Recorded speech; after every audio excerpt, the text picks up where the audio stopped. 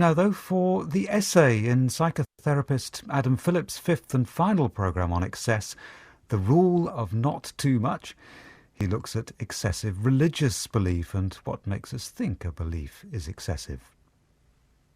After Adam and Eve have eaten the fateful apple, we find them, as Milton writes in Paradise Lost, bewailing their excess. By calling the fall an excess, Milton means that it was both a transgression, the breaking of an absolute rule, and that by eating the apple they were quite literally, in God's view, eating more than they needed to. Perhaps this is what Blake was alluding to when he wrote in his Proverbs of Hell that the road of excess leads to the palace of wisdom. Through their excess they discovered much more about themselves and about God. They found out what he does when you break his rules, and they found out that they could indeed break his rules. They realized how free they were and what kind of creator their God was. Their only hope after the fall is, so they are told by the Archangel Michael, to well observe the rule of not too much. They must from now onwards seek due nourishment, not gluttonous delight. In a sense, it is a simple story. What we must learn from our excesses is the rule of not too much. But Milton gives us pause by opposing sober and sensible due nourishment to the rather more enticing pleasures of gluttonous delight. Do we want to be measured or daring, good and sensible, or delighted and excited? In a recent survey, a group of old people were asked if they had any regrets about their lives, and the majority of them said they regretted that they had been so virtuous. We can't talk about religion without talking about excess, which doesn't mean, of course, that everyone who is religious is a fanatic. But it does mean that religious beliefs of any significance matter a great deal to those who hold them. Indeed, they will sometimes sacrifice their lives and the lives of other people for them. Their relationship to their gods can be the most important thing in their lives. And by definition, these gods must be more powerful than the people who believe in them. Indeed, they're often deemed to be both omniscient and omnipotent. So by human standards, gods are excessively powerful, though we're more inclined to think of other people's gods as excessive, and of our own as having just the right amount of power. Once you begin to imply, as Milton sometimes does in Paradise Lost, that God may be excessively punitive, you put yourself in the odd position of judging God. It was originally the function of deities to make the rules, which means that it has traditionally been the function of deities to decide what is excessive.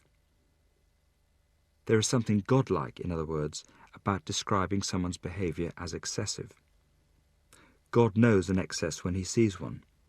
Indeed, he is preoccupied, if not actually obsessed, by our excesses.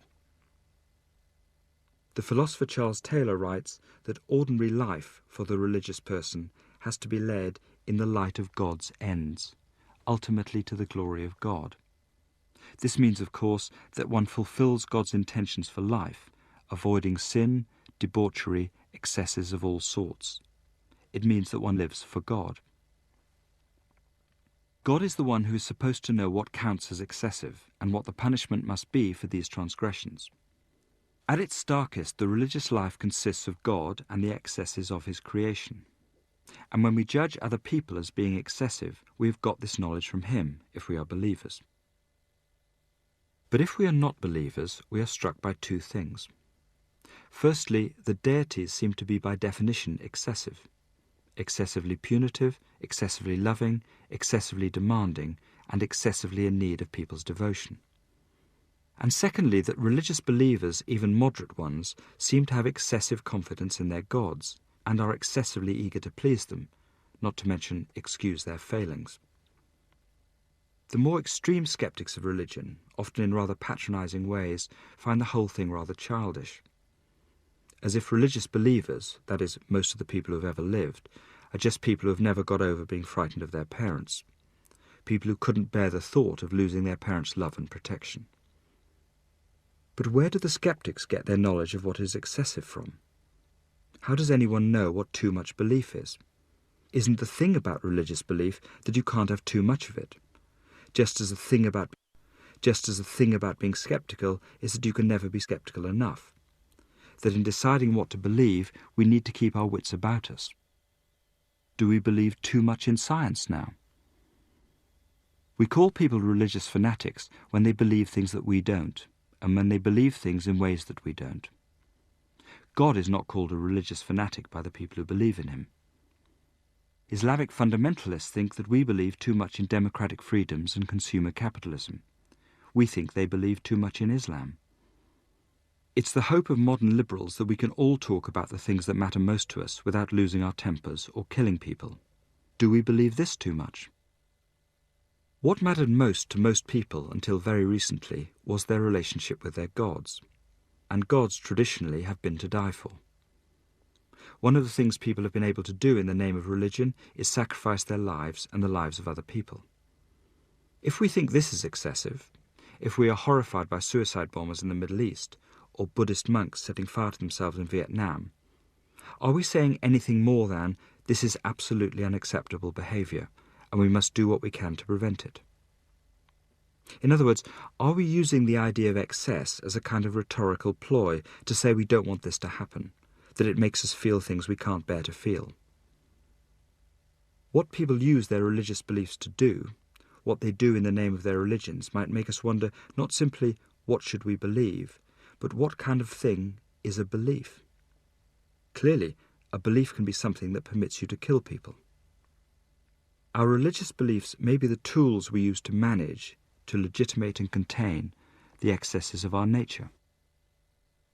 So from a psychoanalytic point of view, we don't only have to say, as Freud said, that religion is for people who are frightened of growing up. We can say, though, that we have delegated to a figure called God all the excesses we find most troubling in ourselves, which, broadly speaking, are our excessive love for ourselves and others and our excessive punitiveness. God, in this view, carries the part of ourselves that asks too much of us, that is endlessly demanding, that wants us to be better than we are, that is, in short, excessively moralistic. But God is also the figure for whom we are not too much. God provides the ultimate reassurance that our lives are not too much for us, not more than we can bear, which is something we are all prone to feel. So without God, we can feel uncontained. If God is dead, everything is permitted. This is a frightening thought, partly because when God was alive, everything seems to have been permitted. When Dostoevsky wrote, "If God is dead, everything is permitted," he implied that without God we will be even more excessive than we have already been. God is there to set limits, so we must experience ourselves as potentially limitless, as too much for ourselves. It is as though we can't bear the complexity of our own minds, with their competing needs and desires and beliefs and feelings. It could be something of a relief to imagine that one could narrow one's mind, be more single-minded, more focused, become, in Wallace Stevens' phrase, the emperor of one idea. Adam and Eve were interested in two ideas. They were interested in God and obeying his law, and they were interested in the knowledge he had forbidden them. God, of course, may have made them excessively interested in this knowledge by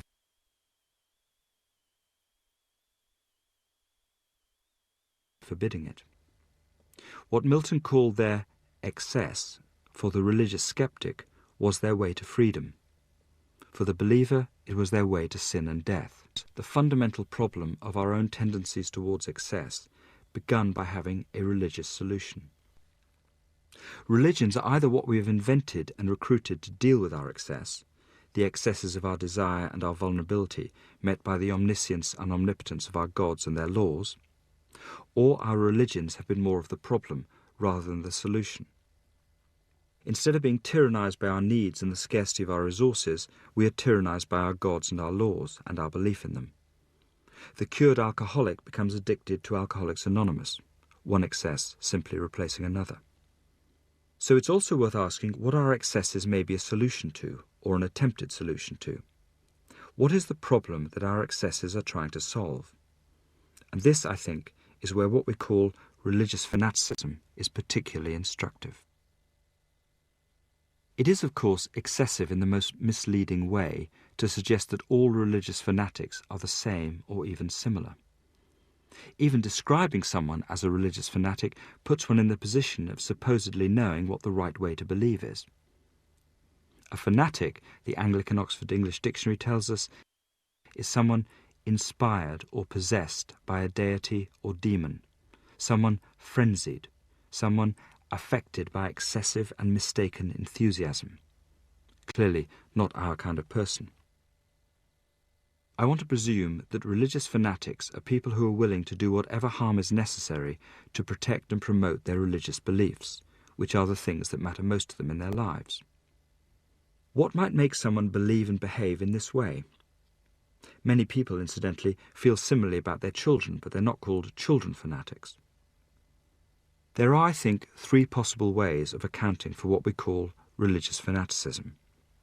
Firstly, that excessive belief is called up to stifle excessive doubt, as if the fanatic is saying to himself, if I don't continually prove my belief in this extreme way, what will be revealed is my extreme faithlessness, or despair, or confusion, or even emptiness. We could call this excess as reassurance. Where there are excessive acts, there are excessive uncertainties. Or secondly, excessive acts of belief are required to persuade other people, as if the fanatic is saying to himself, what matters most in the world to me will not be listened to or considered or thought about or even noticed unless a dramatic statement is made. We could call this excess to ensure recognition. Wherever there are excessive acts, there are excessive fears about invisibility, excessive doubts about people's willingness to listen. In both these accounts you will notice that the religious fanatic is described as a kind of strategist, as a person with a project, as someone who knows what she wants to say, what she wants to achieve. Being excessive in words or actions, in inflammatory rhetoric or violent actions, is a form of communication, conversion by other means. What the religious fanatic knows is just how contagious excess can be. Excessive words and actions are haunting. They make one's presence felt. They make people excessive in their responses. Priests, the philosopher Nietzsche wrote, have shown almost inexhaustible ingenuity in exploring the implications of this one question. How is an excess of emotion to be attained? If you can make people excessively emotional, you can manipulate them. And one of the best ways of making them excessively emotional is to do something excessive to them. Suicide bombers don't convert people, but they make the existence of their religion unforgettable, undismissible. There is, though, a third possibility, the one that I want to end on because it seems to me potentially the most interesting, though perhaps the most daunting. And this is that the religious fanatic is someone for whom something about themselves and their lives is too much. And because not knowing what that is so disturbing, they need to locate it as soon as possible. Because the state of frustration cannot be borne, because perhaps it is literally unbearable, as long-term personal and political injustice always is, it requires an extreme solution. In this account, our excessive behaviour shows us how obscure we are to ourselves, or how we obscure ourselves. How our frustrations, odd as this may seem, are excessively difficult to locate, or even to formulate. Wherever and whenever we are excessive in our lives, it is the sign of an as yet unknown deprivation. Our excesses are the best clue we have to our own poverty, and our best way of concealing it from ourselves. This week's essays have been presented by writer and psychotherapist Adam Phillips and produced by Marilyn Imrie.